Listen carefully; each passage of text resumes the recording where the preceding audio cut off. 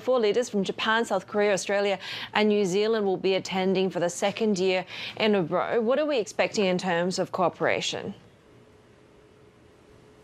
Right. Well, I think what we'd have to do is look back at last year when NATO for the first time acknowledged that China was a risk to a challenge to its own security. And it reached out to these 4 leaders and brought them in to attend the summit in Madrid last year.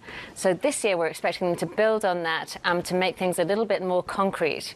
And one of the ways they're going to do that is to introduce these individually tailored partnership programs, which will show a way forward in terms of cooperation on things like, for example, we're not sure exactly yet of the details, but things like standardization of weapons and ammunition so that they could, in theory, supply one another in times of need, and things like interoperability so that ships and planes, for example, can talk to one another more easily in times of emergency.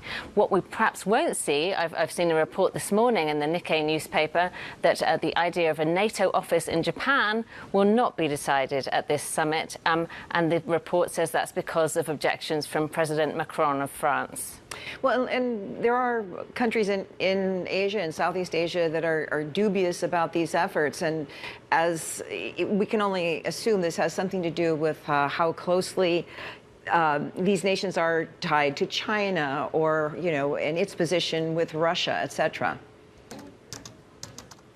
Yes, I mean, there are many countries in Southeast Asia that want to take a more neutral stance. They don't want to either fall into the US camp or the Chinese camp, or for that matter, exactly into the Russian camp, where, I mean, Russia has a great deal of influence in some parts of Southeast Asia.